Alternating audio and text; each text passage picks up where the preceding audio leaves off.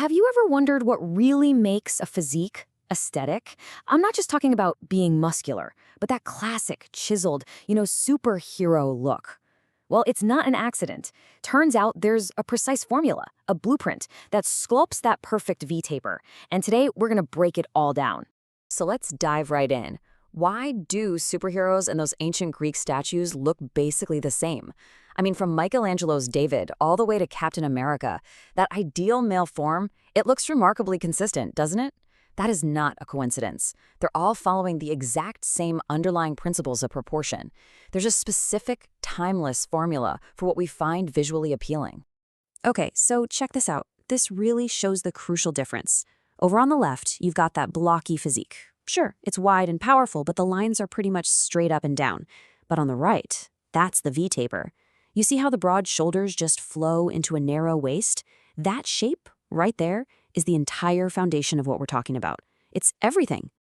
All right, so this brings us right to the core problem, the big question. So many people out there train incredibly hard, right? They build a lot of muscle, but for some reason, they just don't end up with that aesthetic look they're really chasing. So why is that? What's going on? I'm guessing this probably hits home for some of you. You're putting in all the work, but the reflection staring back at you looks, well, more like a walking fridge than a V. And listen, this isn't a failure of your efforts. It's a failure of strategy. And that's exactly what we're here to fix. And here's the thing, that strategy, it's surprisingly simple. A truly aesthetic physique really just boils down to two measurable parts. That's it. It's not about some endless, complex routine. It's about focusing on what actually creates that look. And here they are. Number one, your body fat level. Pretty simple, right? This is all about how lean you are, which determines your definition and sharpness.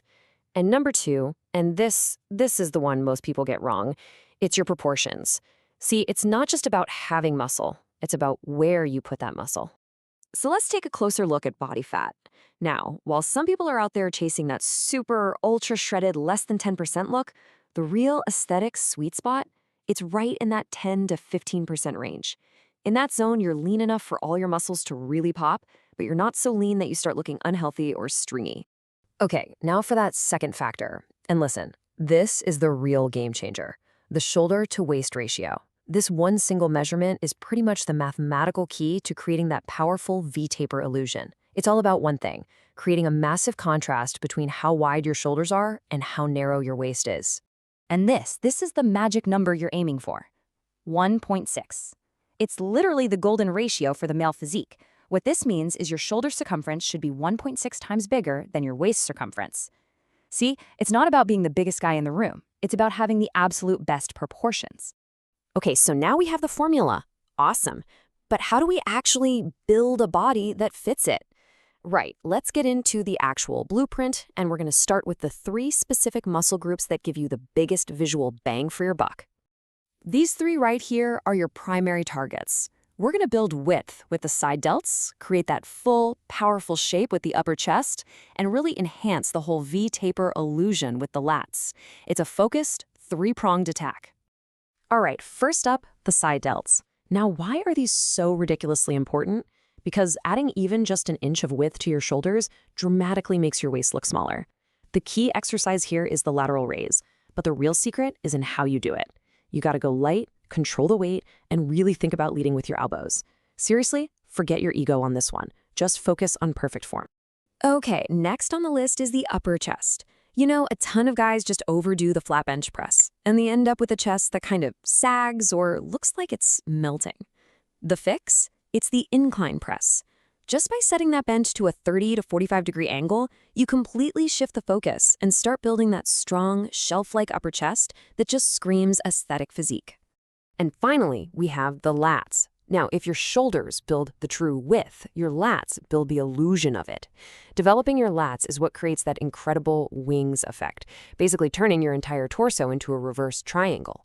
And the best way to do that is with vertical pulls, like pull-ups or lat pull-downs. The most crucial cue here, don't just pull with your arms, drive your elbows down towards your hips.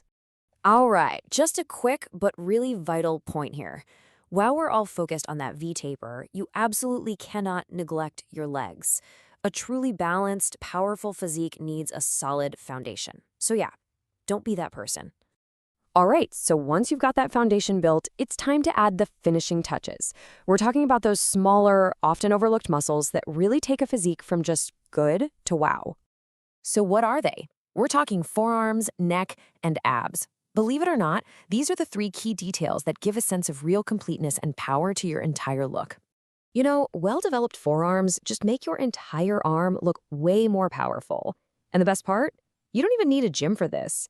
Something as simple as a rice bucket for resistance work, just digging your hands in there, or doing dead hangs from a pull-up bar until you can't hold on anymore. Both are incredibly effective. Now the neck, this is a true secret weapon, seriously. Adding just an inch of muscle here instantly makes you look more powerful and athletic. And you can train it completely safely with simple flexion and extension movements. It's such a small detail, but it has a massive visual impact. And now let's talk about abs. This is where so many people get it completely wrong. They fall into this trap of doing endless crunches, hundreds of them, just thinking that more reps must be better. Yeah, it won't work. It just won't. Think about it. Your abs are a muscle, just like your biceps. They need resistance and progressive overload to actually grow. They don't need endless reps of what's basically just cardio on the floor. Train them with some weight, and I promise you, they will pop. But look, here's the final truth of all this. You can build the most impressive, perfectly proportioned muscles in the entire world, but if they're covered by a layer of body fat, nobody is ever going to see them. The final and honestly most important step, it happens in the kitchen. So, how do you get lean? My advice? Keep it simple. Walk every day. Aim for something like 10,000 steps. Eat enough protein to hold on to your muscle, and just be aware of your calories. Maybe track them for a few weeks to get a solid baseline. And please, measure your progress. Because if you're not measuring, you're just guessing. And that brings us to the most crucial point of all. Please, do not rely on motivation. It comes and goes. It's fleeting. What truly creates an aesthetic physique, one that lasts a lifetime, is a system. It's a blueprint of simple, repeatable habits. So the only real question left is, are you ready to build yours?